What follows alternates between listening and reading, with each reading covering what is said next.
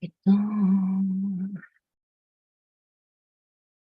'Cause if that's what you're in for, then you're really gone. 'Cause you know I'm all about the bass, out of bass, no trouble. I think I got it way too deep, no trouble. I think I got it way too deep, no trouble. I think I got it. I can see myself singing. Da-be-da-booty-bang. This is what's going on and on and on in my brain. All night long, all night, all night, all night long, all night, all night. Tonight I celebrate my love for you. Tonight it's gonna be in English. Let's see if we have someone joining to this little introduction of the complete course on verbal and non-verbal communication. I think I'm all alone. I've been alone with you inside my mind, and in my dreams I've kissed your lips 1,000 times. Let me go back on Zoom and see if somebody wants to. I can see myself in like 4 different places. And you might think somebody likes that, but nope, do not like that. Why don't we start off with a meditation? I think I need a meditation more than anybody else. How are you doing, everyone?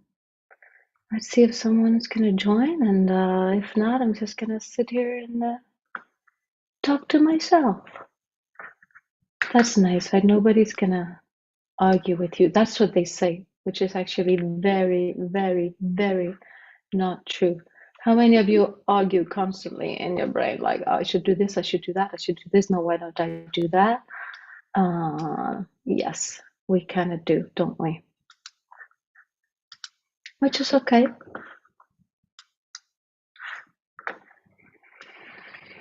All right, let's check out if someone is going to join. Let's see if it's working on Twitch. And there we go. Isn't it amazing, this world where we can... It's working on Twitch too. Yodelay, yodelay, yodelay. Look at him. Stop it. Just stop it. Stop it. Okay. Well, then this might not be the right timing, or I didn't do enough publicity, or you're just all very busy.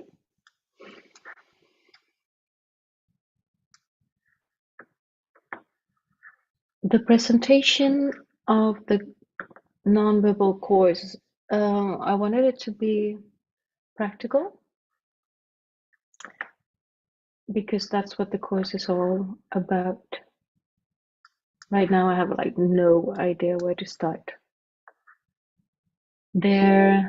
What I do want to say though is that there are a couple of people that present nonverbal language on various social media.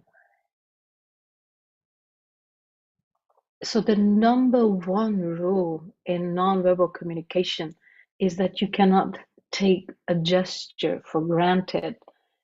It's not standardized. If someone does this, it doesn't mean I like you or yes. It means that whatever the person is thinking about in that moment, which might not be you, it might not even be the service you're trying to sell, it might be something totally different, is something they like. If they touch their ear like that, yes, it's a sign of a yes, something that you like, something that brings you joy, that uplifts you, but it doesn't necessarily have to be a reaction to what you're proposing, what you're talking about, or the direction you want to go. That's why you have to ask a follow-up question. During the program, we're going to go through all the different ways that non-verbal communication can help you not only understand yourself better, but understand your client better. Where does all this start? It starts from the fact that I was thinking about today, why am I so crazy about nonverbal communication? Why is it so important for me to get it out there? And I'm a vocal coach and a KonMari instructor, as probably most of you know. Yet I still do this course because it's one of the most important things, I think, to get down. If you want to figure out not only who you are, but also who you have in front of you. Whatever I say or mention, don't believe what I'm saying. Just go out if you want to try it with your clients, with yourself, and then come back, give me feedback, and tell me if it was working.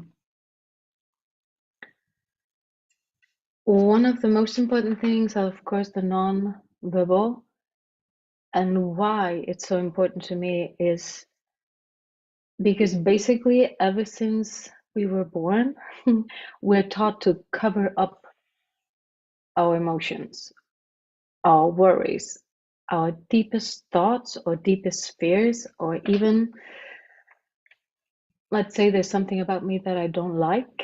That's not what I'm going to tell people. But my body knows that I think this quality or this side of me that I have is not great.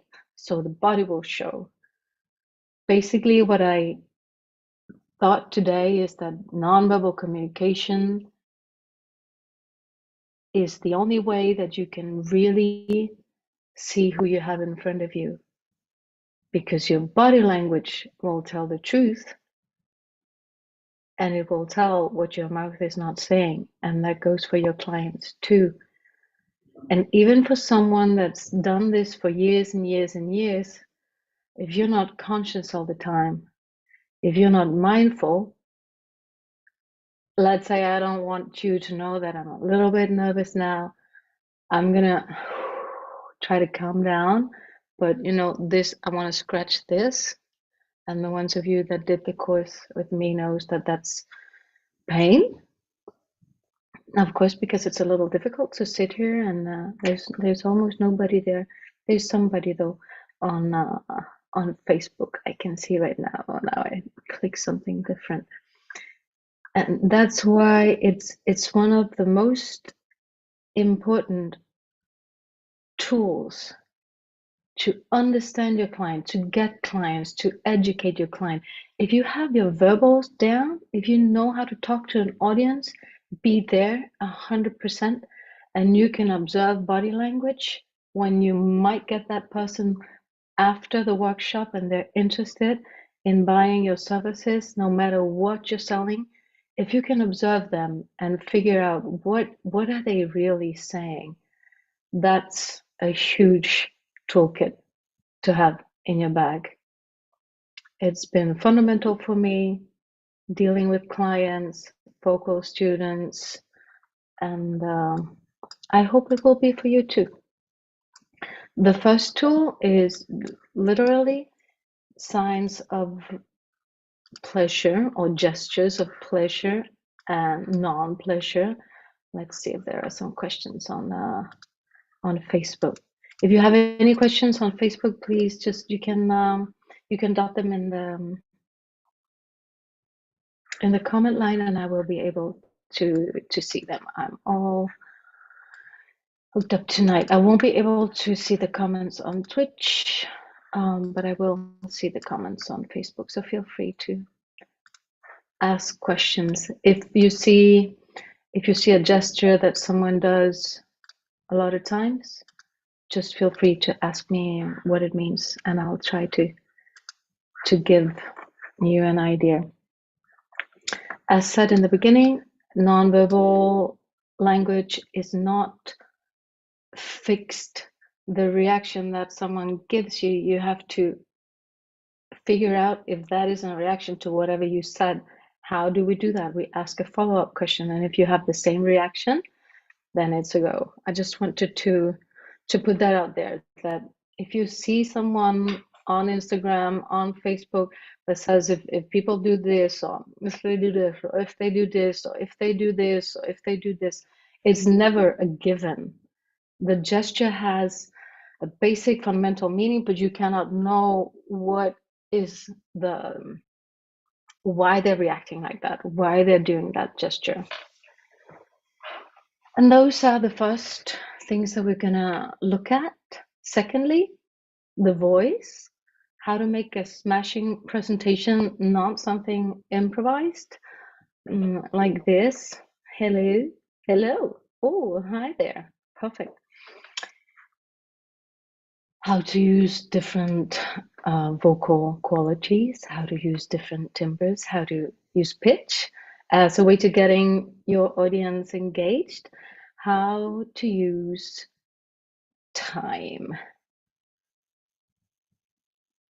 I'm looking into the camera, and I think I've seen this camera well many times, and I just now like look into like the okay, stop it. Stop it. Next thing we're going to think about is the voice. We're going to look at how to create a presentation that will be engaging for your audience, how to include the VAC principles, because some people are visual, some people are auditory, and some people are kinesthetic, and we need to model whatever we're saying, whatever we're talking about, to those three types.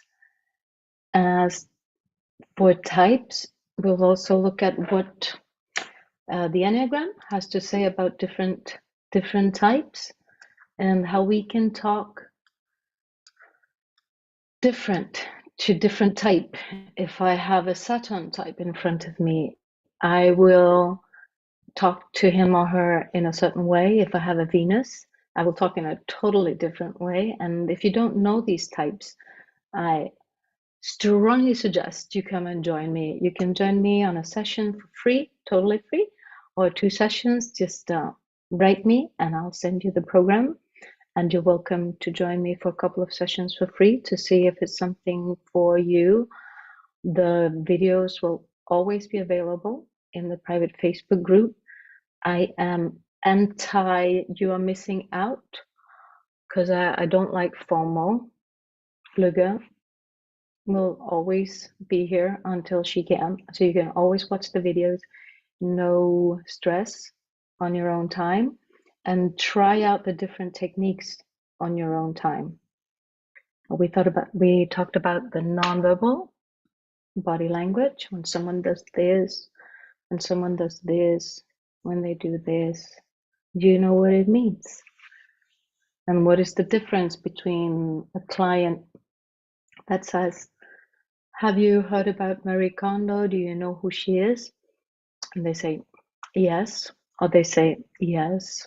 Totally different approach that you need to engage in after. These things can help you to get more clients, but also feel more comfortable when you talk to potential new clients. What I get from most people that sign up is that they have difficulties getting clients, just putting themselves out there and talk. And this course is a really good tool to becoming better at that. When we've talked about how to make a presentation, we're going to go into your own body language, how to stay on stage for hours and hours if you have to, how to move your own body on stage, and how to engage with the audience, but also how to handle a tricky audience. Sometimes you can have people in the audience that might ask a lot of questions, that might be loud, that might distract other people. They might even walk out and you're standing there, oh my gosh, is it because of me? Or did they just have a really important call? We're going to talk about different techniques to handle different personalities in the audience. So you walk in there ready to do your presentation. You're happy because you've rehearsed the presentation. The structure that you did for your presentation will be fantastic. And you'll be on it. Now, drum roll, the analog disciplines of Stefano Benemeglio. There's no way I can even begin to describe the amazingness of knowing the different analog types, 3 different types: ego male, ego female, and ego. I know these words have absolutely no meaning for you. If you want to figure out what they mean and how they can help you in your business, come join us.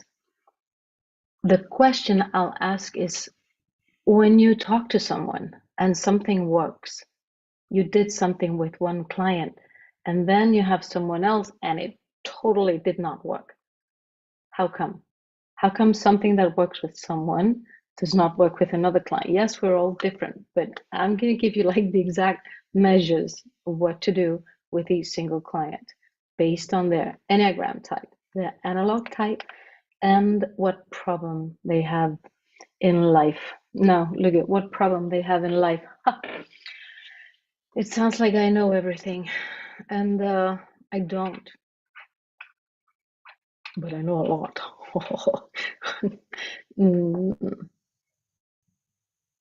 If you're able to observe someone's Enneagram type, their analog type, and their body language, you have a pretty good idea of what is really going on in them. This shouldn't even be necessary. In a world where we try to accept each other for who we are and try to support each other, sorry, I get a little emotional. This shouldn't even be necessary. But we live in a world where appearance is important. It's important to me too. I put on makeup tonight. I put on a new shirt and I try to appear my best. And that's why it's necessary, because ever since we were kids, we were taught to perform. We were taught to get results. We were taught to be our best, but we were also very often taught that if we didn't do that, we didn't get love. And that's deeply rooted in us, not only because of our cultural background and upgrowing, but also because of genetics. There's a little word that's called ostracism that comes from Greek, where if you didn't agree with the majority of the other people, you would get ostracized, thrown out of society. And that is something that is so deeply rooted in us that we think literally still that if we don't have a group, we won't survive. If you want to go check out, there's thousands of studies how we're susceptible to the opinion of the group and how much it means for us to get approval. There are studies on power, how our brain literally changes when we obtain more power. And that's why these tools are necessary, because we're not taught to tell the truth about how we feel. We're not even taught to figure out how we feel. So sometimes we find out what we felt in a certain situation years after. Like, this was not what I wanted to do. This was not the idea I had in my mind, but really, I did this thing because I wanted my dad's approval, I wanted my mom's approval, I wanted to show the kids that I could do it. There are so many reasons that are covered beneath all the crust. In Gurdjieff's work, he calls it the crust of the emotional centers. And that brings me to another thing that I absolutely adore and love, which is the centers of Gurdjieff. Everyone has a dominating center. And I speak about this with utmost respect, and I know that I haven't worked with this for decades. I've worked with these teachings for 10 years, and I just try to convey whatever I experimented. So you have to go out there and do your own experiments and figure out if it works. The four centers are, let's take a choir example. I had a choir rehearsal with 30 people Friday, and we talked about doing a concert. Or let's do an example with a workshop. We have a KonMari consultant that is going to give a workshop. They prepared, they rehearsed, like Lykke told them to, which means that you know your presentation. You know what you're going to say. You know your mission. You know why you're there. You know why you want to convey the method to other people. And you care more about the method and the mission and the fact that you want to get it out there than about you being shy or not being a professional speaker and blah, blah, blah, blah, blah. We have one KonMari consultant that wants to do a presentation in a library. Maybe it's in a women's club, in a male club, in a golf club, at a school, and so on. 4 different types: intellectual type, emotional type, instinctive, and motor. Some people call these centers brains, some people call them centers.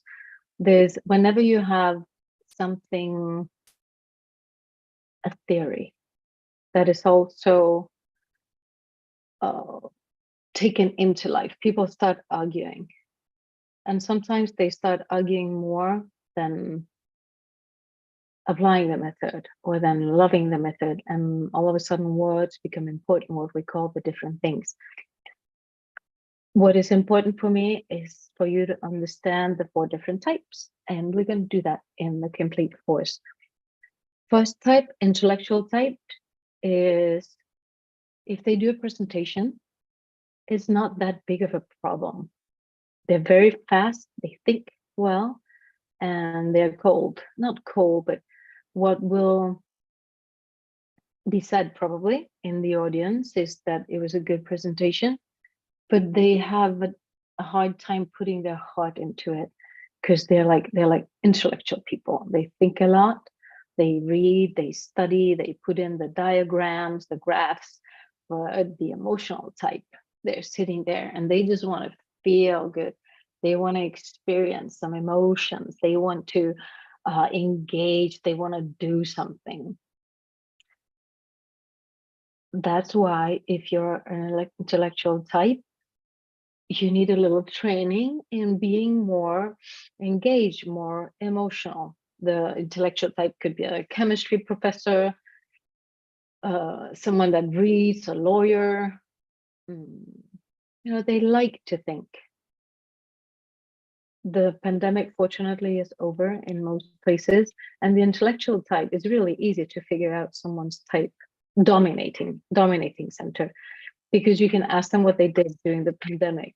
And those people that were, oh my gosh, I read all the books that I hadn't read, and it was actually really wonderful. Most of the time, of course, it was hard and all the bad stuff that happened, but they kind of enjoyed that they had more time and they got to read and do all the stuff, intellectual stuff that they didn't have time to do before. The emotional people during the pandemic, they went to sing on the roof, they had Zoom calls, they did petitions, they tried to help out. And then we have the moving type, the moving centered. For a second, if we go back to the workshop, the emotional center, they will be very nervous most of the time. And then when we're up there, we love it because that's kind of where the emotional type shines. Emotional types are often singers, they're artists, they create. And then we have moving centered. Oh my gosh. Can you imagine someone that likes to move, does yoga, runs, they bake, they cook, they're very, very, very active people. They work all day and then they go to the fitness center and they love it. And they're like, oh, I have more energy when I come out of the fitness center than I went in. And I'm like, okay, yeah, sure, you did. Okay. See, now I scratch the back of my head because I used to be more active and I would love to be more active. I walk with my dog, but so if you're talking to me and you want to engage in a conversation with me, you check this out. See, I have another one here still thinking about the fitness center. And you want to be sure that this scratching of mine is actually about that. Maybe I'm thinking about the pandemic. I lost some people that were really dear to me, and the scratches on that. So you need to be sure. And that's why you can ask a follow-up question and be like, if you know me, well, look, you used to be in really good shape. What happened?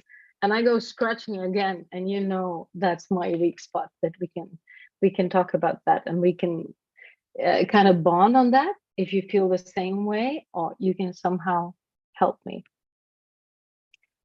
Moving centered during the pandemic, absolutely devastating for moving centered people.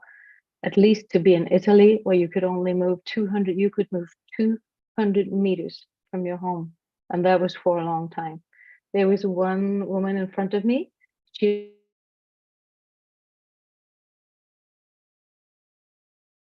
ran on top of her roof. Moving centered without a doubt. Instinctive centered, not going to go into that because I don't think they're going to call. They're going to get it done themselves. Those are the people. Well, I don't need anybody to teach me how to fold socks or something like that. Probably, okay. It's just or generally. I'm not saying it can't happen, but I highly doubt it. Visualize that you go in to intellectually centered home to do a festival or a session, or you have an intellectually centered person come to your office. What do you want to do? You want to talk their language and say, yes, the KonMari method saves you this much time, or whatever service you're presenting, you're going to give them percentages, you're going to give them statistics, you're going to give them international research about whatever you're selling, and they will love it. And they will feel home, they will feel safe, and they will open up to you. Whereas if you're an emotional person and you talk about emotions and like, oh, you will feel so good, it's wonderful, it's magic, they don't understand that language. So you might lose that client. And some people, well, this is, what do they call it? It's not being honest. And I'm sorry, that's just BS. Because if I want to communicate with someone, I shouldn't want to be me. Like there's so much, just be you. No, be the one that the other person can relate to, can understand. If I have someone that's intellectual and they're a Saturn lunar, I know exactly how to try to talk to them. If I talk to them as a Venus, Mercury and moving centered, blah, they're just not going to listen.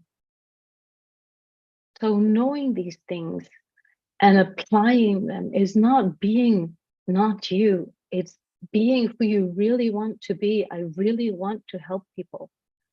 And teach the method to everyone. Teach the nonverbal, teach the vocal. It breaks my heart to see people that don't go out there and have presentations or talk to people because they just don't know how to do it. We were never taught in school how to present. They told us, well, go to the blackboard and talk in front of all your peers. No public speaking techniques whatsoever. How many people, if you're listening, ask yourself, when I went to school, did they tell me how to present? that you can open a presentation with a question. You can open a presentation having people write something down. Did they tell you about the VAC principle? No. We went up to that blackboard and the teacher was like, who's going to present today? Who's going to be interrogated? They say interrogated in Italy today. And everybody went like, and of course they call you the exact day that you haven't studied. That's, that's Murphy's Law. That's why these disciplines, they can really change how you put yourself out there, and they can change how you take care of you too. Because if you are in a session, or if you are going to see a client and you don't really feel like it, your body will tell you what's wrong. And if you know how to read those body gestures, you will know, okay, can I go? Can I pump up the jam? Be like, come on, I'm gonna go. Or should I stay home? And here's an interesting thing. What am I gonna tell the client? Am I gonna be honest and be like, I really have a day off. It's not my day today. Probably not. Gurdjieff says that most people lie all the time. Funny thing is that if we ask, let's say we ask 100 people, if they feel they're more honest or less honest, than half of the people in the audience, 90% of people are going to raise their hand. I'm going to raise their hand. It's probably not true. And there's something statistically not possible. It's not that we don't want, that we want to lie. It's not that we don't want to lie. Projection. It's that we're taught not to be faithful to what we really feel. An example, go to a client's house. They have, let's say they have stuff that I'm not comfortable with. The girls that do the course already, if you're watching, don't mind my tongue out. Is it okay for me to say, I'm not really comfortable with this?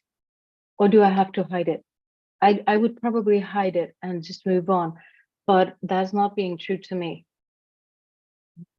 So I could say, you know what, this is a little difficult for me to handle because I've never been in a situation like this before. If you see that I'm a little awkward, that's the reason why. And that will get rid of my tension, and she will know where I am. And that happens to clients all the time. You ask them if they want a little homework, or if they can do this, if they can do that. And then they will say, yeah. And they will scratch their nose and you won't notice. And the week after, they haven't done their homework. But whereas if you know, they scratch their nose. And you're going to be like, you know what? I know that is this a busy week for you? And they're going to say, yes, my grandmother's going to come. It's my son's birthday. And you say, okay, that you can totally be honest with me. I'm not expecting you to do homework. I expect you to tell me what's going on and just tell me, you know what, I can't do it. These things are different in all the countries in the world. The KonMari consultants are worldwide. So happy to say this. I've trained KonMari trainees from all over the world, which is amazing. So some of these things might not apply to you. You might live in a place where people just say what they mean. The boss comes in and you tell him he's an beep. But in most countries, that does not happen. So constantly we have to cover up what we're really feeling. And the body can't do it. It's so difficult. Actors are really, really good at doing it, but not even in real life. They can't do it in real life. All right, that was a little recap.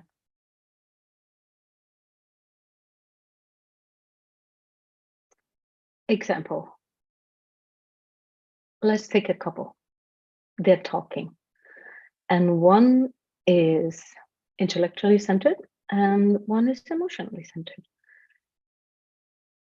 and they do not agree on something. And the intellectually centered is going to be, yes, but can't you see that? Can't you understand? This is it. This is A, B, C, D, and this is white, and this is black, and this is brown. And that's how it is. Just calm down. And the emotional centered are going to be, no, because there's yeah, but can't you see? Don't you understand? Why is it so difficult for you to just let your emotion, blah, blah, blah, blah. And the intellectually centered might say, you know what? I can't talk to you when you're like that. So just go calm down and we will talk when you're calmer. And the intellectually centered, they're going to go berserk. Whereas moving centered, most of the time, they will flee the situation. They will just be, okay, I'm going to go for a run. I cannot deal with this right now. We'll talk about it when I come back, because they need to move. And that's why we solve things in a different way. That's why when we go in and do that tidying festival with a moving centered client, it's going to be, how do you want this to play out?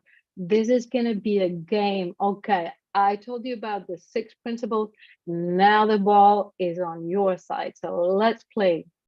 We're going to use all those verbs about games, moving, play, get it done, push through, get to the top, run. You ran against the wall, because that's what they like. If you hear some of the words now that you like better than others, you might get an idea of where you're centered. Maybe you already know, maybe you already studied these things. The emotionally centered, you're going to be, how do you want to feel when you open your closet? What's gonna spark joy in your kitchen? And all those words that create emotions, feeling good, feeling sad. Whereas with the intellectual, you're going to be, these are just examples, and there are hundreds of different ways, but it will work better, I promise you. Intellectually centered, standing in front of the closet. All right, so how do you want to categorize things? How can you save most time? What do you want? That's the brilliant effect of knowing these things, is that we call it the verse and the inverse. The verse is where the client wants to be, who they think they are, where they want to go.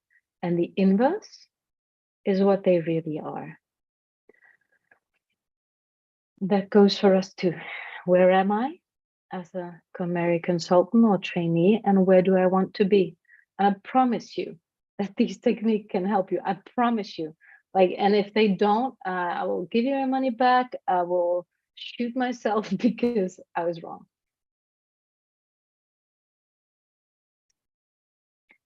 So you look at the different ways that you can help the intellectual gain time or whatever it is they want.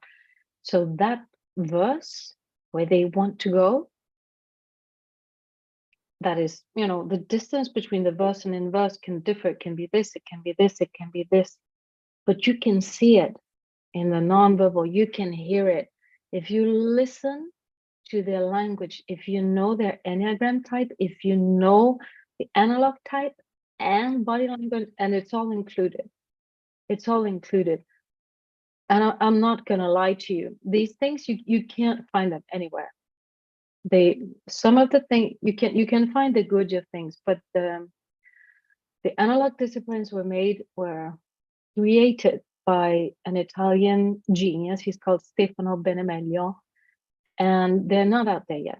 So I'm not gonna lie, you cannot find them. All the other stuff you can find, but the disciplines, the analog and the problems, I didn't even talk about the problem, holy Moses. You can't find those anywhere else. Come join me for a session to see. Verse and inverse. What is it that they want? Very, very simple example. Yes, I want to tidy, my clothing. I have some clothes in the closet that I can't fit in because now I'm kind of 48 or 46, and I used to be a 44, and that's what I want to be again. And you come to their home. They're not a 46, they're a 48. They have all the 42s in the closet still. It's very difficult for all humans to see what we really are. It's very difficult. Typical example is if you have a friend in a group and this person is seeing someone they should not be seeing. Is it true that everybody knows it?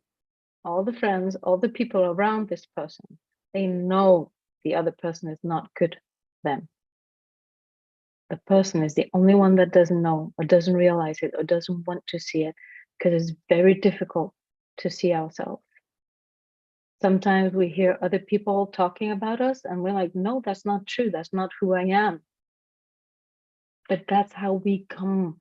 That's how we appear to them. And we need to find, a middle ground so we can understand each other. And that's where the nonverbal comes in, because just simple.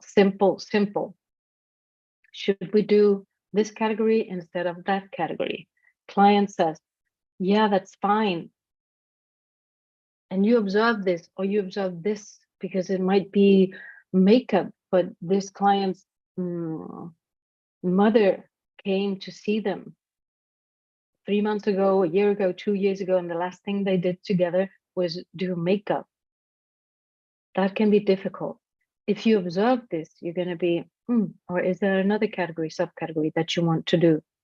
And they're going to be like, yeah, you know what? Because that is a really difficult category for me, because this and this and this happened with my mom. If you don't observe this, people are not always honest because of expectations. We might expect something from the client, but the client also thinks that we expect something. This can help you. In sales, when you sell to someone, there's no limit. This can be, the alpha and omega. A little trick before I sign off. If you want more clients and you want them to pay you more, always have something with you that gives you the possibility to talk about the method or about the other services. If you're selling vacuum cleaners, do you see how I need to vacuum clean? So the first thing I think of is a vacuum cleaner. I'm like, look at holy Moses, you're sitting here talking about nonverbal, and then you talk about selling vacuum cleaners. If you hear that, it's a projection. It's like, okay, there's something that Lykke didn't do. It seems very basic or simple, and it is. Can it make big bucks? Yes, it can, if you know how to use it. Always have something with you that can help you talk about the method, like a little notebook. Marie's new Italian companion is great. Whatever you're selling, have someone with you. Someone. That's another projection. Or have a pen with you, something that you can use. You're standing at the bus stop. The bus is late. What do? You pick out the book. You can start saying something like, wow, you accidentally bump into the person next to you, or you smile, or you can ask them a question. When is the bus gonna come? Sorry. Excuse me.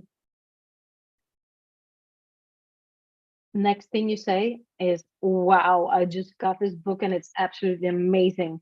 I didn't think Marie could bring out new stuff, but she did. Have you ever heard of Marie Kondo? No, sorry, we're at the bus stop, you're waiting. I don't want to bother you. Don't worry about it. And maybe you can say, no, I heard about her, and you can get talking. And they might not be interested, because you're not going to find clients just magically like this around your city. They might know someone. You create awareness that you exist. You create awareness that you have this service, that's what you do. This is what you sell. This is the service you provide. These are the clients that you sell to. If you have a niche market, that's fine. If you don't at the beginning, that's fine. That will come. People will tell you to, figure out your niche market. when I started out doing vocal lessons, I thought I had a certain niche market. That's absolutely not who I love to teach to.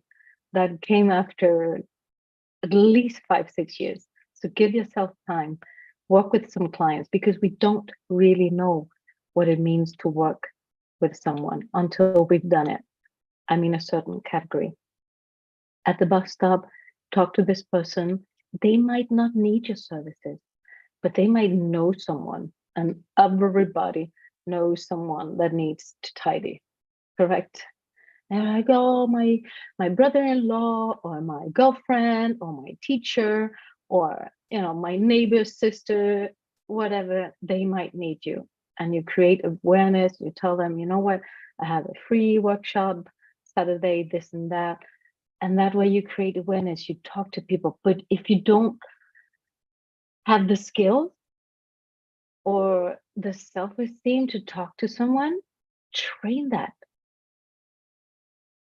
There was one, he said, train your communication skills, because when you open your mouth, the world will know who you are. And it's not easy today. We have Instagram and social, and people are getting out there and they're rocking it, and they're so pretty, and they're so this and they're so that. So it's not easy.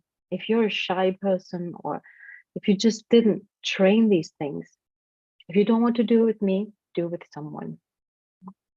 Because these techniques are essential. If you don't know how to talk to people, you come in, I say, you go to a party, you go to a dinner, you're at a restaurant, and you're waiting in line to pay. That's a possibility. You go to the supermarket, and the woman in front of you, she's picking out the little coins. You're going crazy. No, you don't think about what you have to do later. You catch that, and you start verticalizing all the chewing gum, and you say, I'm sorry, it's just a work habit. You figure out a creative idea, crazy idea. Just try it out. Nobody's gonna, if people are just like, oh, she's a weirdo, it doesn't matter. Of course, it depends if you live in a small city or not. And you say it's a work habit. I'm a KonMari consultant. At least they heard the word. You create awareness. They know who you are. Maybe there is someone in the queue that's like, oh my gosh, I just saw Maria on Netflix yesterday. That's what I want to do. La, la, la, la, la. It's not easy, but it's easier than you think. I promise you that. With the tools that are in this course that is recorded, we meet up 2 hours, 3 times a month. It's the third Monday in the month. The last Sunday and the last Thursday, always the same days every month from February throughout November, 2 hours at 8:30 Rome time. So you have to figure out if that works for your time zone. Write me a note and you can join. It's exceptionally cheap. I know most of the people that did it last year, they they earn more money doing the techniques than I did, for sure. And that's my goal, to make you feel that you made it as a consultant, that you have the clients that you want. There's no such thing as perfect clients. We always have clients that worry us, but it's a learning process. And clients that bug us, those are the ones we should really pick, because those are the ones that can teach us sides of us that we don't want to see. Remember that if something bothers you in someone else, it's always an aspect of you that you don't want to see, and it's easier to notice it in other people. Other than that, there's nothing that I want to add. If you listen, thank you. Reach out if you want to join for free a couple of times. Gonna have weekly sessions in the conscious communication group on Facebook. It's gonna be a lot of different stuff. How to use your voice if you want. If you think you have a too nasal voice like this, or if you think your voice is too tiny, or if you think your voice is too squeaky, or you think your voice is too low, or you just don't know, we will talk about that. I love that. That's what I've been doing for 20 years.